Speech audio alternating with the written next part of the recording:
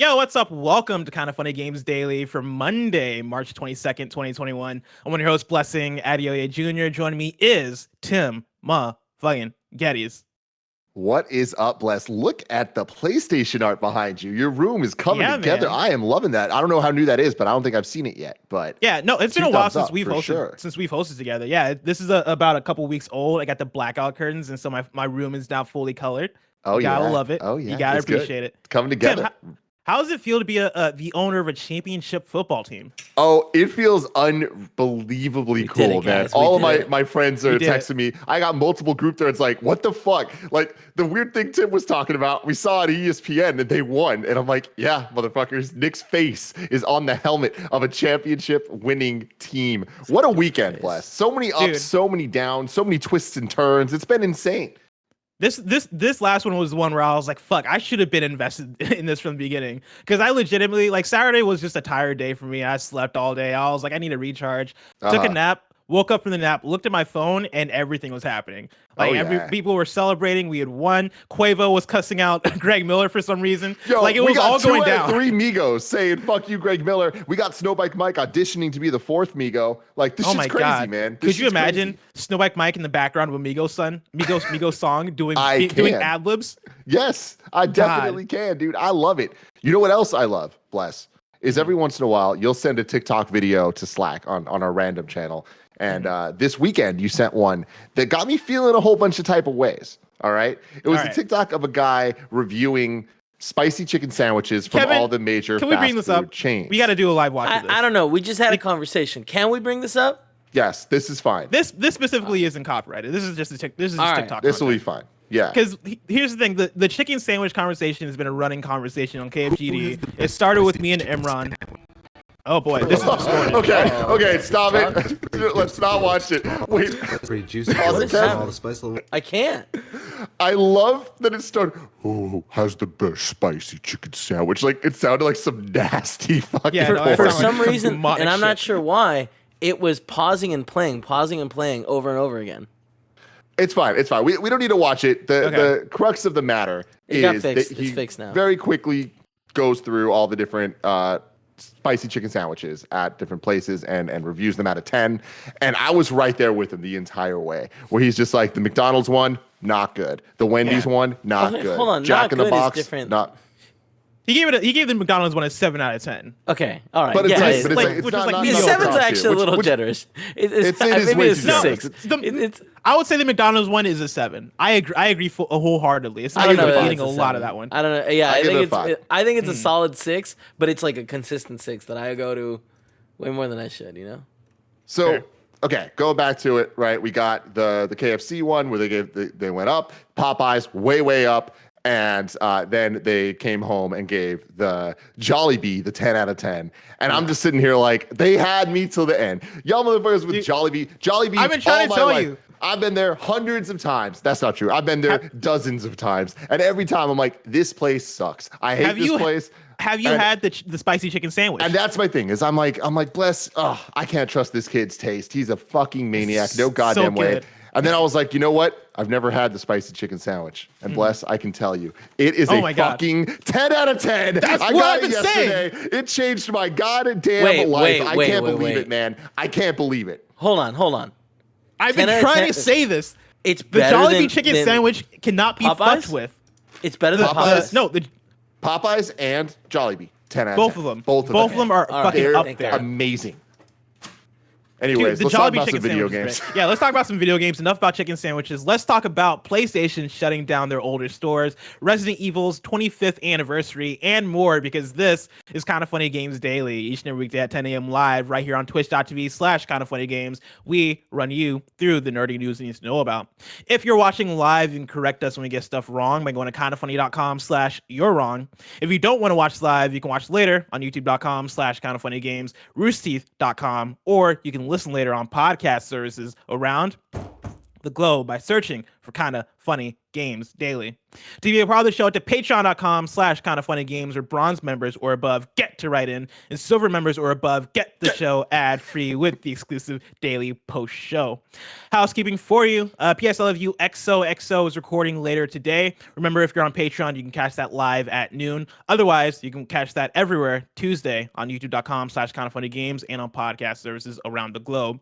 Thank you to our Patreon producers, Mick at the Nanobiologist Abramson, Blackjack, and Trent Berry. Today we're brought to you by DoorDash and Gabby, but I'll tell you about that later. For now, let's begin with what is, and forever will be, the Roper Report.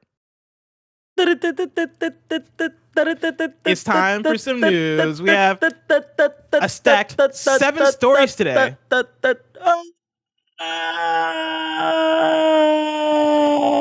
Bears doesn't. Jesus, that was that was terrible. Starting with our number one, PS3, Vita, and PSP stores could be permanently closed in a few months. I'm pulling from Kirk, Mckeand at The Gamer, who broke this story. The PS3, PS Vita, and PlayStation Portable stores aren't long for this world. According to a source familiar with the situation, verified by The Gamer, the stores are due to be closed down from July.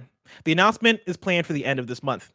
PSPs and PS3 stores are to be closed July 2nd, my birthday, while the PS Vita store, what a birthday present, you're going to close the PSP and PS3 stores, while the PS Vita store will stay open until August 27th.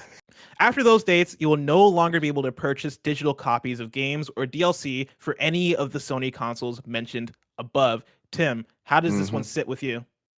I mean, there comes a time where this has to happen for all of these online stores for digital games, and it's a sad thing, especially when we start thinking about the preservation of game history and all of that. But the PS3 and PSP Vita, not long for this world in terms of those actually being realistically held up on the servers and especially being functional and all of that stuff. So not a surprise. It's always sad to see. If anything, it's just fun to see the PlayStation 3 logo because I haven't seen it in a long time. So seeing it all over my Twitter today, I'm like, wow, they really went with the Spider-Man movie font. Yeah. That was a choice they made. Yeah. Yeah. I want to pull in this write-in from Dee-Kej, who wrote into patreon.com/kindoffunnygames, just like you can, and says this.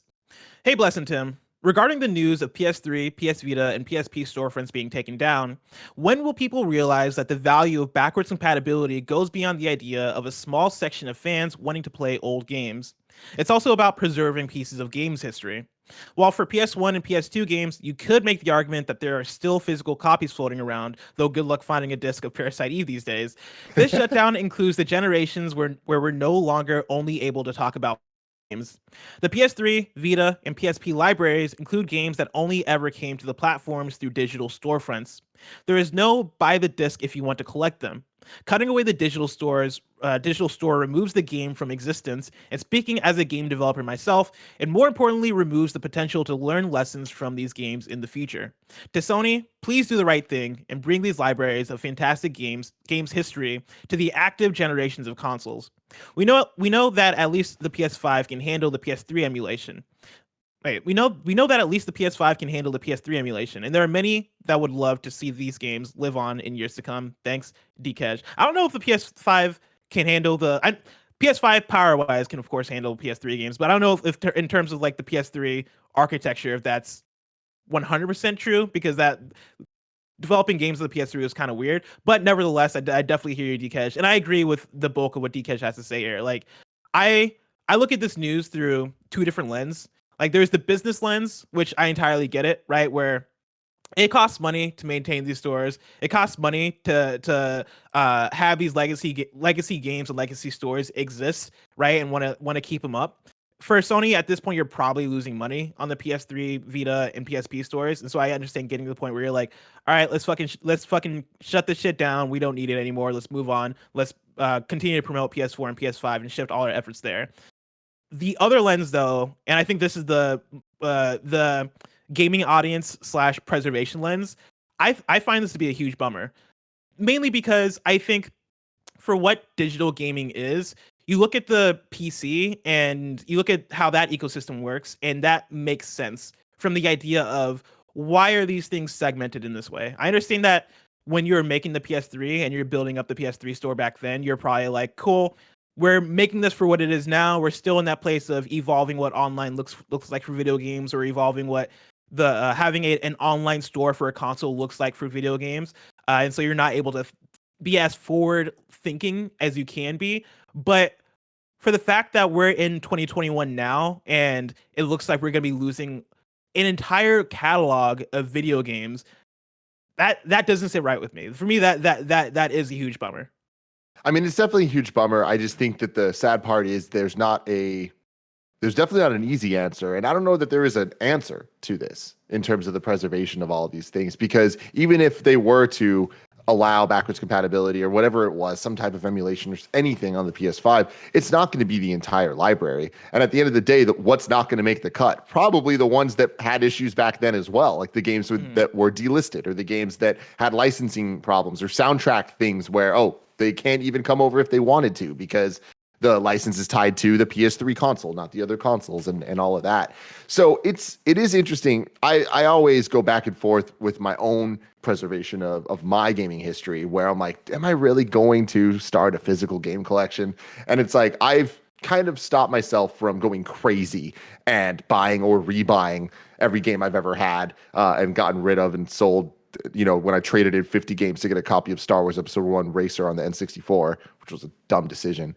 But things like that, I feel I need to kind of pinpoint the games that mean something to me that I don't ever want to lose no matter what.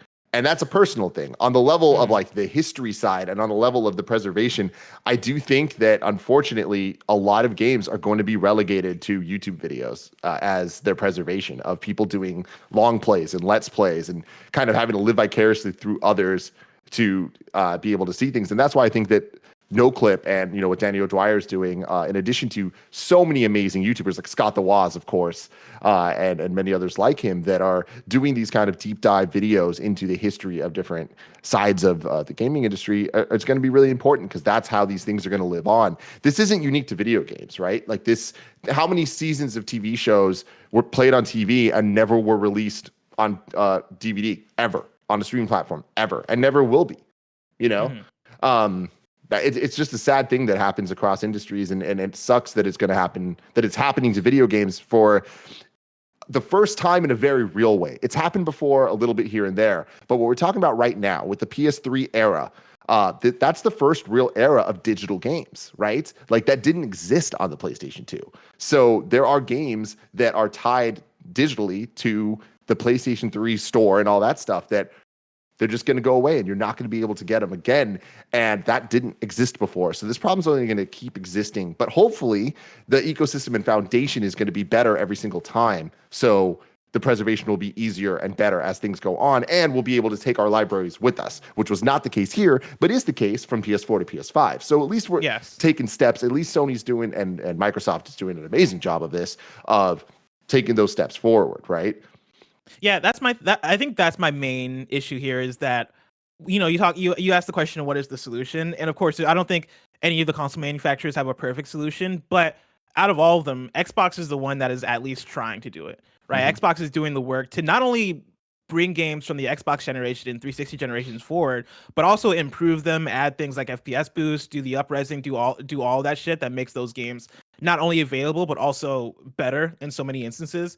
The fact that for PlayStation there isn't a way to play PS3 games backwards compatible, or have those games available on the store. Like they do one-off things here and there. PS Now is a solution, but it's not a perfect solution. You have things like PS2 to PS4, right? And like you have some PS2 games be available on the current consoles, but even that, it's not most PS2 games. It's not even a good amount of PS2 games. It is very specific, like Rockstar games, and then Dark Cloud, and then some games here and there. It's not an amazing selection of PS2 games.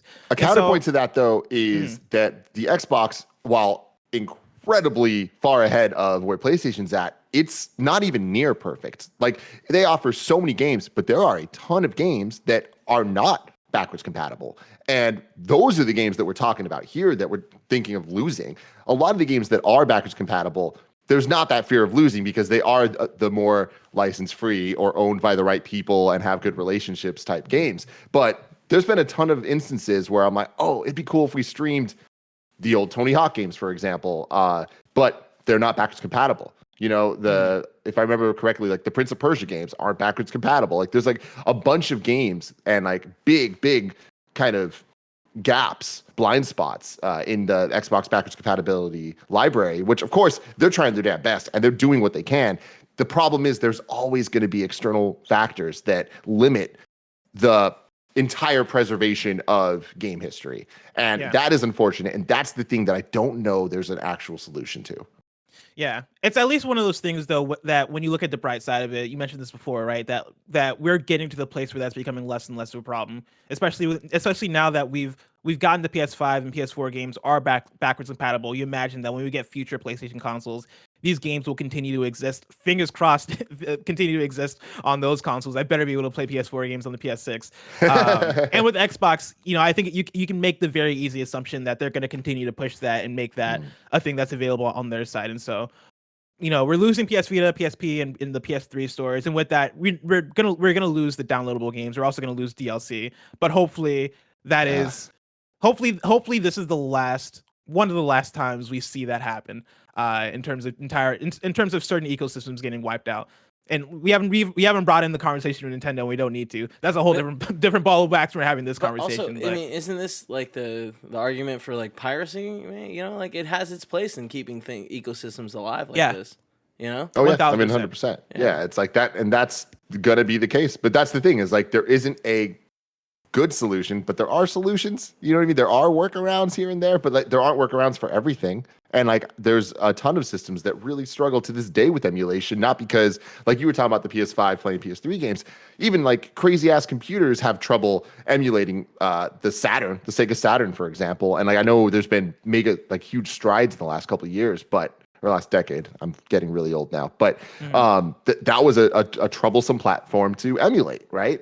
And even then, it's never going to be the exact experience, right? Yeah, that's the thing. Like I remember playing Project 64 a lot back in the day, and even through emulating N64 games, like there are so many problems here and there of textures not loading in the right way because the way the N64 dealt with textures was really weird. And so you're not going to have perfect solutions when it comes to piracy, but it is a solution. It does serve a purpose in that case.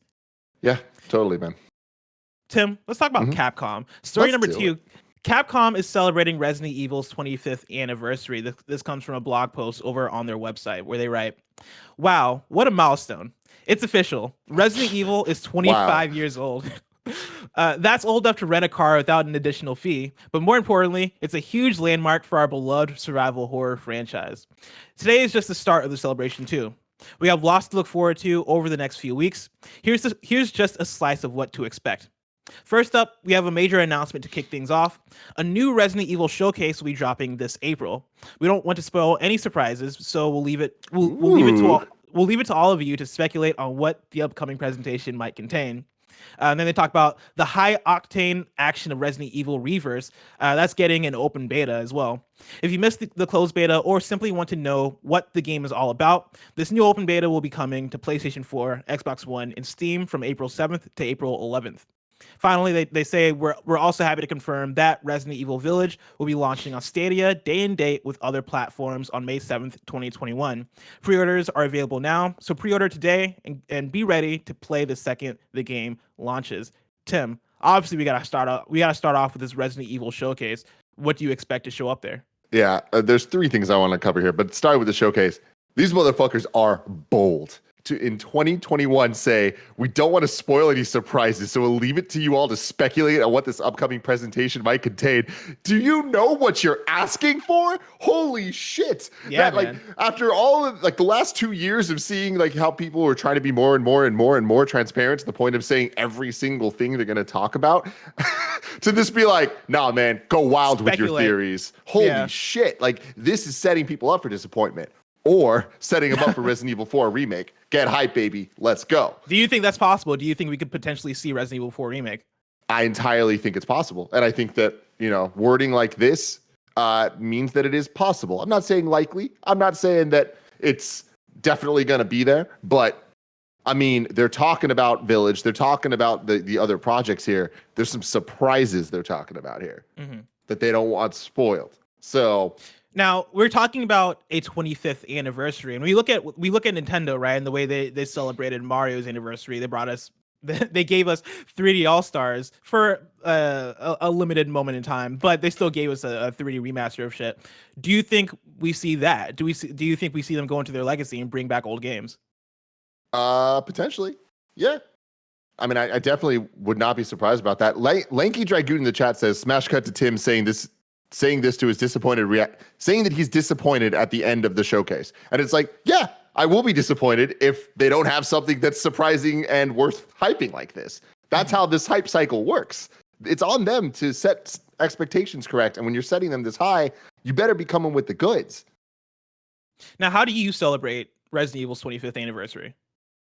I mean, this all would be a great way to do it, right? Village looks fantastic so far. We're about a month and a half away from this game coming out, Bless. That's really exciting. Yeah, right. Like we're starting to gear up. You know, the early 2021 hasn't been like firing on all cylinders for game releases. So this is one of the first major releases of the year, and we're getting pretty close to it. So, you know, a first or a new core entry in the franchise, great way to celebrate the anniversary. But on top of that, you know, Reverse and things like that, take it or leave it. It is what it is. We all understand. That's just trying to make money here and there with the IP. Cool. But yeah, if they can come with some surprises, if they can come with RE4 or something like that, that'd be huge. But on top of that, IGN, I saw did a video interview with the director of the new Resident Evil movie coming out later this year. And everyone should watch it. It's awesome. And it gave a lot of really cool info on the movie. So it's coming out in September this year. It's called Resident Evil Welcome to Raccoon City.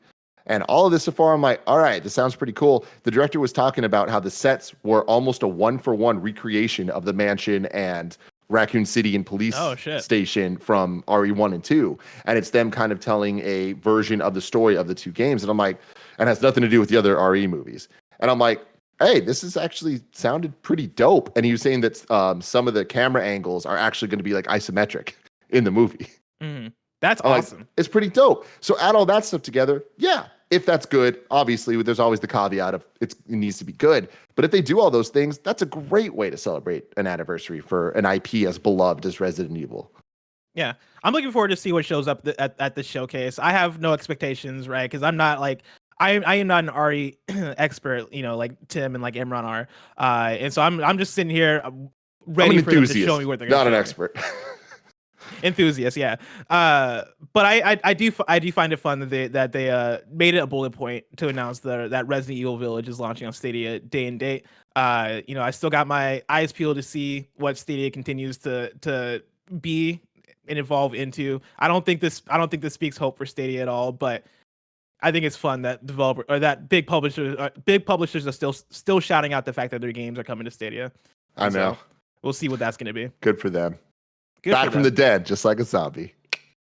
Story number 3, Marvel's Avengers sees 5 times player increase after Hawkeye's release. This is from Paul Tassi at Forbes. With the release of Hawkeye and Marvel's Avengers, only the second new hero after 6 months in the wake of a myriad of delays, I wondered if his arrival had marked an increase in the player count in any meaningful capacity. Checking Steam charts, really the only way to track this after I was reminded to by SkillUp, I have to say that yes, Hawkeye has indeed brought players back to the game. There's actually a 4 to 5 times increase in players post Hawkeye, though that comes with a caveat.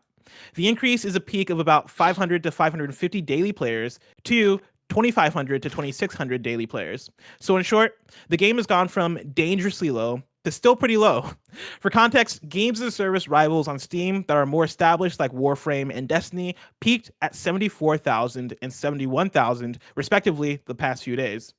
Even if Avengers is a newer game, it's a massive IP made by a talented studio and a huge publisher, so these numbers are still not good. I would imagine that these increases are probably higher on console, the main platform for the game, and one that just underwent a full next-gen upgrade on PS5 and Xbox Series X, though we don't have actual figures there. Tim, does this strike any hope in you at all for Marvel's Avengers and the future of it?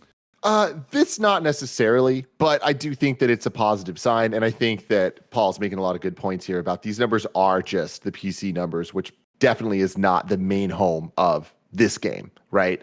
And especially this isn't the next gen upgrade on PC. PC already kind of had that. This is specifically because of the Hawkeye hype, right?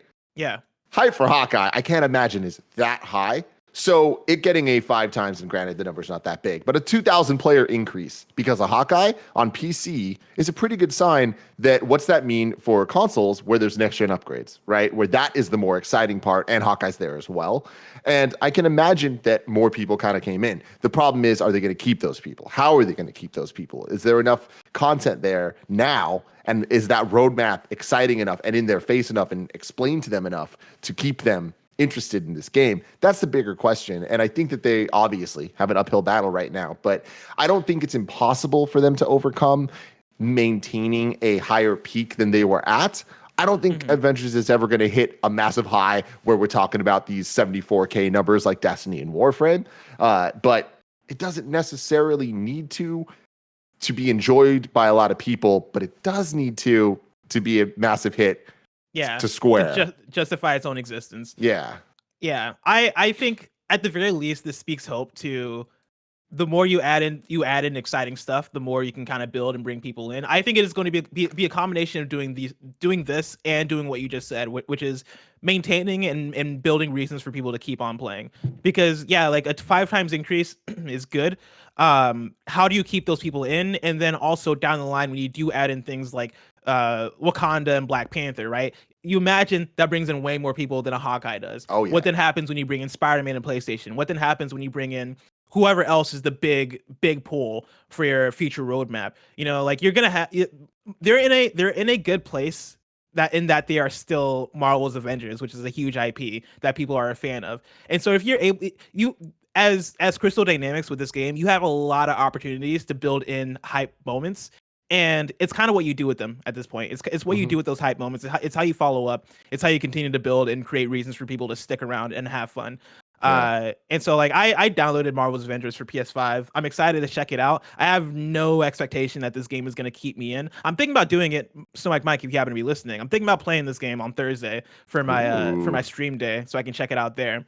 But I have no expectation that it's going to keep me in because I've not seen enough to convince me that the game is where I want it to be at personally, to feel invested and want to keep going. But if down the line they figure that out, if down the line we get Black Panther and he is this awesome thing and they have figured out that loop, then I think they'll have a decent road ahead of them. Decent. Let's go to story number 4. Story number 4 is some tech news. Tim, are you ready for it? Oh, let's get techie. A shortage in computer chips has reached a crisis point. This is Mark Sweney at The Guardian.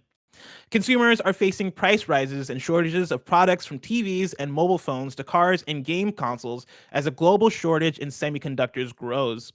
The shortage in chips, the brain within every electronic device in the world, has been steadily worsening since the last year. Initially, the problem was only a temporary delay in supplies as factories shut down when the coronavirus pandemic first hit.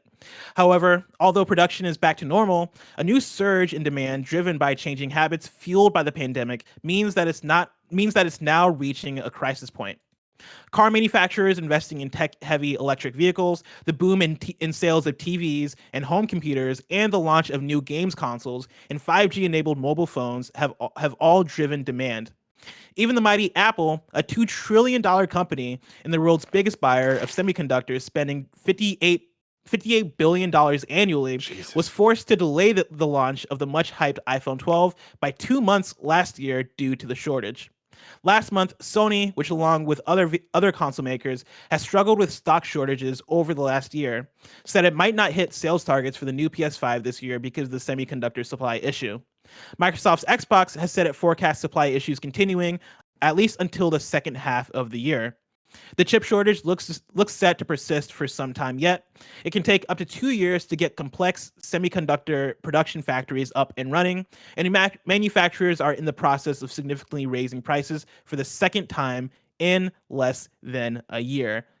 Tim, I don't know, where can we start with this one? Do we start with the fact that we're probably not going to see next-gen consoles be replenished for some time? These things are going to be hard to get our hands on. Yeah, man, it's a bummer. It's the realities of the world we're in right now, and it definitely sucks. And it's unfortunate that the start of this next gen is going to kind of take a little bit to get off the starting block when it comes to games being made from the ground up for the consoles, and just kind of really kicking into gear.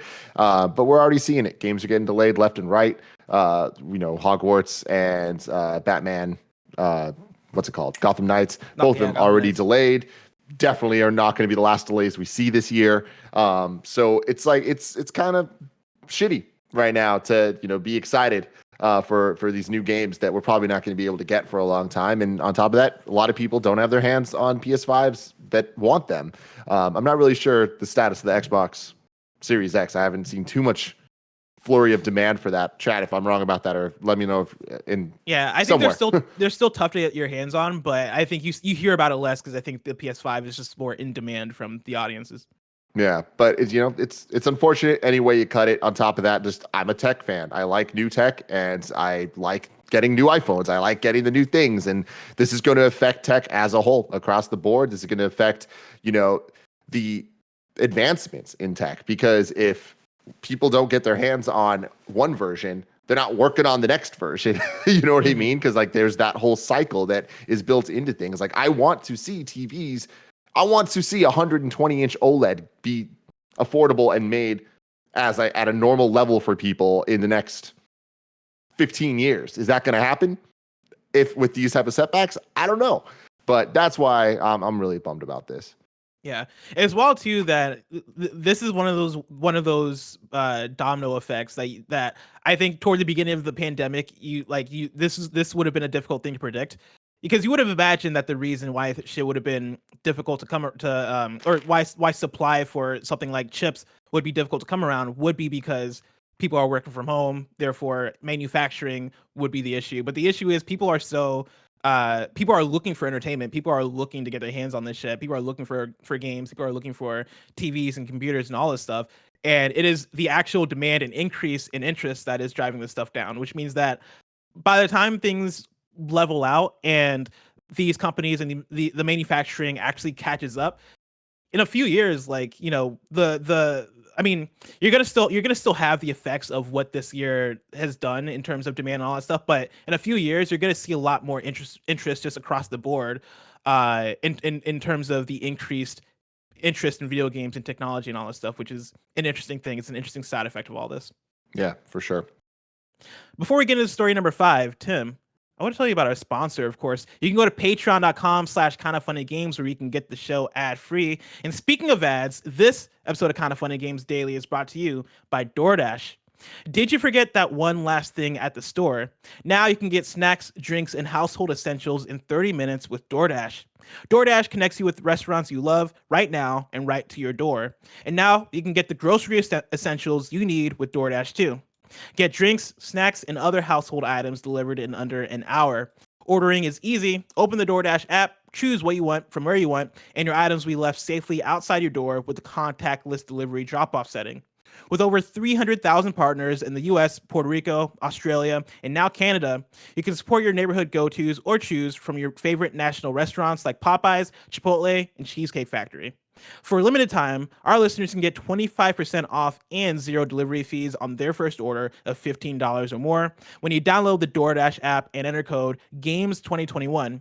For our Canadian listeners, use code GAMESCA. That's 25% off, up to $10 in value, and 0 delivery fees on your first order when you download the DoorDash app in the App Store and enter code GAMES2021 in the US and GAMESCA in Canada.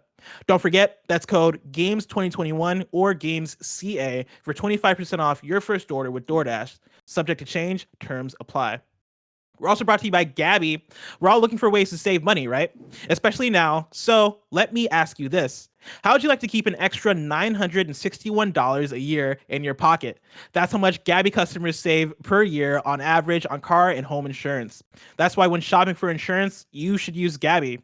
This is the time of the year we go shopping for insurance. Well, Gabby takes the pain out of shopping for insurance by giving you an apples-to-apples comparison of your current coverage with 40 of the top insurance providers like Progressive, Nationwide, and Travelers. Just link your current insurance account, and in just minutes, you'll be able to see quotes for the exact same coverage you currently have. Gabby customers save $961 per year on average. I bet that'd be nice to have in your pocket every year.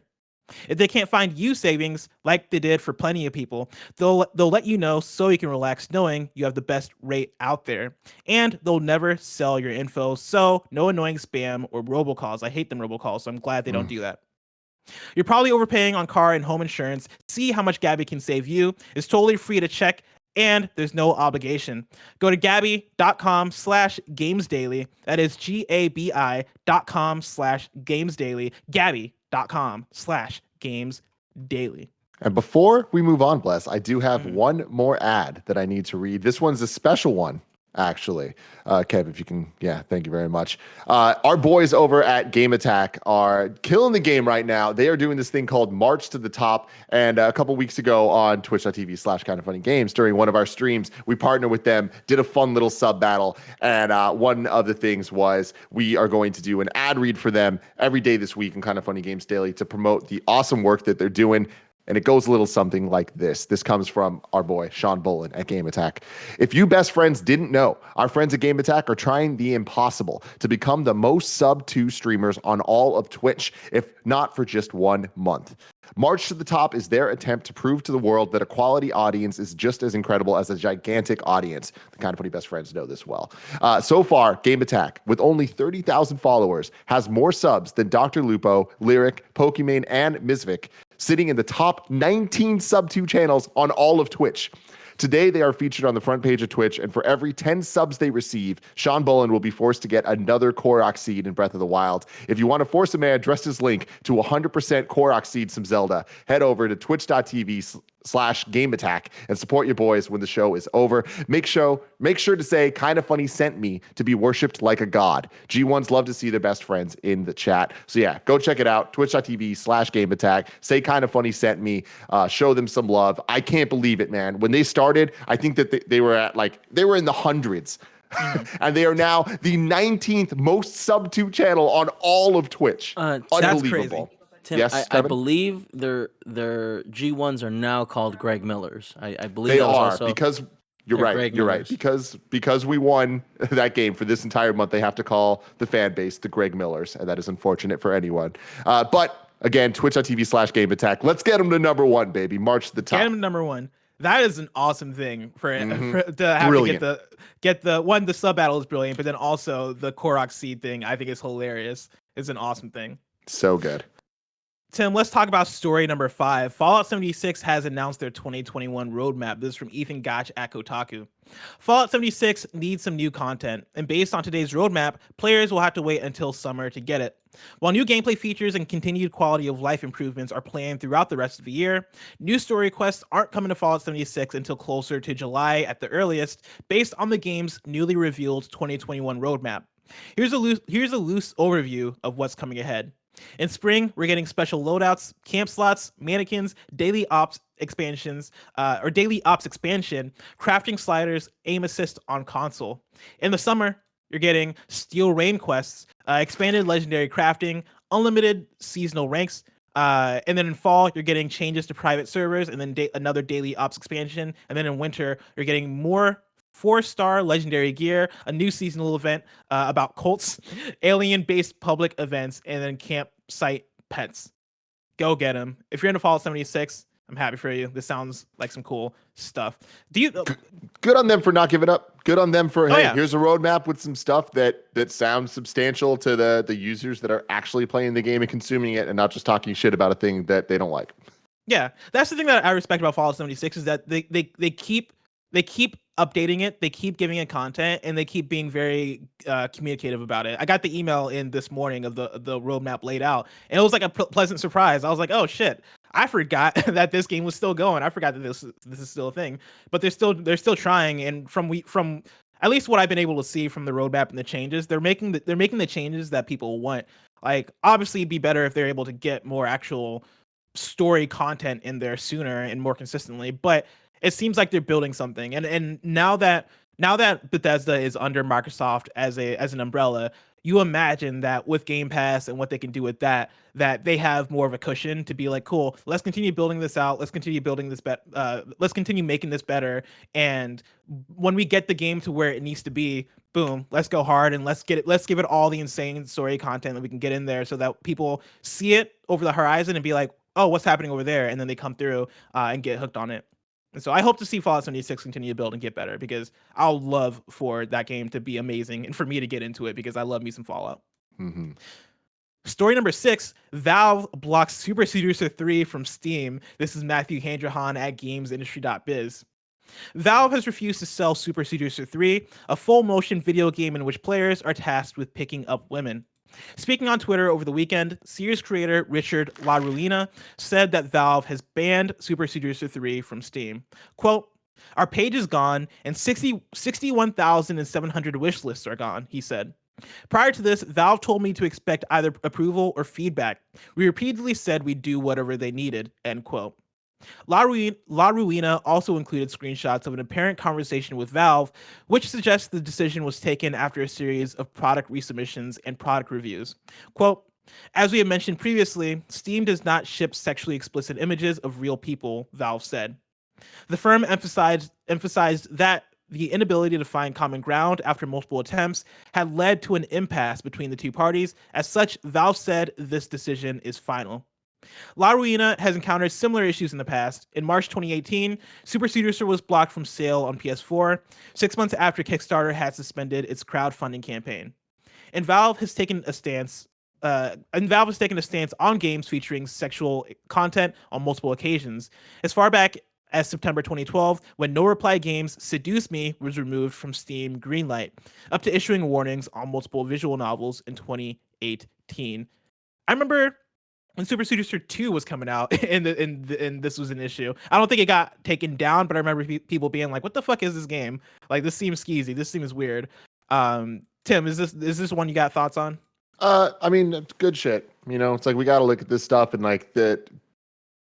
It's a complicated landscape out there, but at the end of the day, it's like there's just some things that people know what they're doing. You know what you're trying to get done, and it's just like it turns into this whole political conversation of like ideologies, and it's like it's not about that. We all know what it's actually about, and I think that these things are going to continue to happen, and the world is changing, and honestly the world's not changing. It's more the world is starting to see itself the way that it should have been looking at itself for a very long time, and people need to speak up on this type of thing, and I think it's going to get difficult for certain people, but in some cases, that's a good thing. Yeah, and my thing too is that Steam is a private platform, right? Like they have the right to manage what is and what isn't on their platform and do quality assurance in that way. And so like my line for this is that, hey, if the game is skeezy, if the game is portraying groups of people in a certain way, if the game is being gross about women, all that stuff, then like, yeah, get it out of there. I understand why you wouldn't want that on the platform. I'm very much for like, if you want to make games that portray like freedom of sexuality, if you want to get into your bag about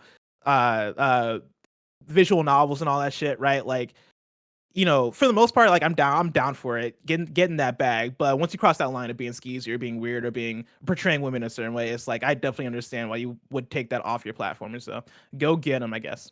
Mm-hmm. Our last news story for the day, story number 7, a Media Molecule studio director is receiving BAFTA's highest honor. This is Jordan Oloman at IGN. Media Molecule studio director Shaban Reddy will receive BAFTA's highest honor, the BAFTA Fellowship, during this week's BAFTA Games Award. Reddy will be honored with the BAFTA Fellowship, an award given to talented individuals to reward the creative contribution to the games industry. The award recognizes Reddy's, quote, pioneering work for advocacy and diversity, inclusion, and creative and collaborative working culture, end quote. Reddy joined Media Molecule when the studio was founded in 2006 and was named studio director in 2009. This means she has overseen the launch of every Little Big Planet game, as well as Tearaway and most recently, Dreams. Congratulations, Shaban. This is an awesome news story. Media Molecule is one of those stories that is one of those studios that I feel like should get all the love because they've been doing great work over the last decade since they launched, right? I guess 2006. Yeah, in 2006. like Little Big Planet, Tearaway, Dreams have all been these fun, creative, cool games that have been given the backing of PlayStation, and they've been able to make something that really feels unique, weird, and different. And I've loved seeing their games come out and be their own and do their thing over the years. That's the thing, man. There aren't many developers out there that have such a voice and vision to themselves that you kind of know what a Media Molecule game can be. And when you look at the Media Molecule games they've done so far, they're radically different, but they all feel like Media Molecule games. Like, right? Like, I bet their next game, if we saw a trailer and we didn't know it was them, we could probably be like, if we had to guess who it was, we'd know who it is. Yeah. And like, that's such a cool thing. And there are definitely other examples of that out there, but Media Molecule doing a great job pushing the boundaries and doing something like honestly different in the space. So good for them, man. This is a fantastic news story. Yeah. Tim, I'm very excited to see whatever Media Molecule comes up with next, but that's so far away. If I want to know what's coming out to mom and pop shops today, where would I look? The official list of upcoming software across each and every platform as listed by the Kinda Funny Games Daily show host each and every weekday. Yeah.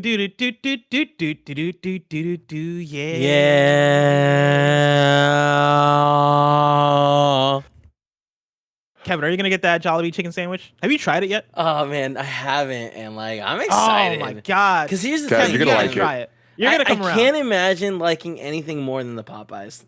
No, and I understand you guys are saying it's even. Here's the thing. I'm gonna tell you why it's even. It's different, but they're both 10 out of 10 because the Jollibee one has little jalapenos on it. It's very good. It's key to the taste. And I love the bread. The bread in the Jollibee one is really good. I don't know what they did to that bread, but it's really good. Also, when you get it with the pineapple juice and the Jollibee fries. Yes. Oh my god. You fucked up there. I don't like pineapple. I don't like pineapple. You don't like pineapple. I forgot about that. Does the sandwich have pineapple juice? Or do you get a fucking glass of pineapple juice? No. You can get a cup of pineapple juice. You can get and that's what people drink. Jesus Christ. That's what I drink. Whenever I go to Jollibee, I get pineapple juice. Jesus Christ. I don't understand how somebody cannot like pineapple. When I was a little kid, I got emotionally scarred. Yeah, pineapple is like the most I don't know. I just explained enjoyable. It's juicy, sweet, fucking tasty. Eat too much has pineapple, a tropical energy to it. If you eat too much pineapple, it cuts I your take tongue. one bite of pineapple and all of a sudden I'm just in the sun on the beach, laying back, having a good old time. Here's my thing though, Bless. I enjoy pineapple. I don't love it, but I can understand people not liking it. It's a pretty extreme taste. Like, it's loud. Yeah, but it's a good experience. Yeah, it is loud. Bless. But it's like a good loud. I was emotionally scarred as a child. Emotionally scarred by a pineapple as a child. Go on. By a pineapple, by a specific pineapple. Kev, I don't remember this story. What happened? Yes, you do. How do you like? I mean, give me a little lead in here. I don't remember. In preschool, they gave us little pineapple cups, and I ate mine, and mine cut my tongue. So I associate, if you eat too much pineapple, the acidity will cut your tongue. I don't know why you're laughing. I've known you since you were 3 years old. I remember so many stories. I remember so many preschool Kevin stories. I remember when it was your birthday and your mom made and the 4 not trains. 1, not 2, not 3, but 4 cakes, one for each Ninja Turtle. Yep. And it was fucking awesome. A cake with each Ninja Turtle's face on it. It was great. Fuck she did a good job. But no, Kevin, I do not remember the story of when you cut your tongue on a pineapple. I don't remember that. Was it the outside of the pineapple? No, the acidity of a pineapple could cut you. It stings your tongue essentially. How sensitive was your tongue? I don't know. 4-year-old Kevin had a pretty sensitive tongue, I guess. I don't know. Are you allergic? No. For a week, my tongue was fucked. My tongue was fucked. And that flavor is associated with being upset and not being able to eat for a week. You can say what the fuck you want, but when I taste it, I get anger. Anger fills me. Out today, we got Vaporum Lockdown for Switch. Fall Guys Ultimate Knockout Season 4 is out now. And then new dates for you. Classified Stories, The Tome of America is out April 8th on Steam. Shin Megami Tensei 3 Nocturne HD Remaster is coming to Nintendo Switch, PS4, and Steam on May 25th, 2021. Lydia Sobieska joins the Tekken 7 roster on March 23rd. And fun fact, I believe she's the Prime Minister of Poland. Not the real one, but just the in-game Prime Minister of Poland. And that is amazing. That's almost better. Backstory. That's almost better. Yeah. Yeah. Jeff Grubb in the chat says, this is the worst supervillain origin story about Kevin and the pineapples. Say what you will. It is because in a weird way, really, when Kevin when you got to the point of like the week-long pain associated with the taste, it really has fucked up my life. That. That makes sense. That does make complete sense to me. It's weird sensation to be somewhere and take a bite of something and get mad because you're like, oh, yep, that's just like it tastes like pineapple. No one fucking no. Everything has pineapple in it. So much has pineapple.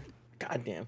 This is from IGN. Wait, actually, hold on. You said so much has pineapple. Like what? What has pineapple in it, Kevin? Fucking Pacific Cooler.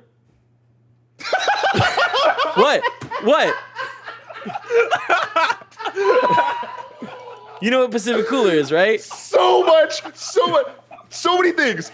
Anything says name one. Kevin jumps to Capri Sun flavor.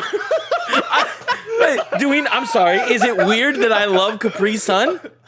Is that weird? Fucking hell. Kevin, you've been on a roll this last week. You guys need to watch part 2 of the Snyder Cut review because Kevin has some moments with a cookie that are just unbelievable. And I want everyone to know Cooler. That everyone in the live comments that were like, Kevin just needs to go to sleep. I slept the entire weekend. For most of the weekend. Oh. Why do I have fucking tears? This from IGN. Capcom revealed the open beta test dates for Resident Evil Verse. Actually, we talked about this in the story. That's coming on PS4, PS4 Pro, Xbox One, Xbox One X, and PC via Steam, starting on April 7th, 2021. Of course, you can go to patreon.com/kindafunnygames, where you can write into the show. You can get us your squad ups, just like V did. Well, this might be 7. It's VII. They wrote in and said, I'm looking for help with the Chalice dungeons in Bloodborne. I was making good progress with through New Game Plus and getting that sweet platinum trophy. Now these defiled Chalice dungeons are kicking my butt.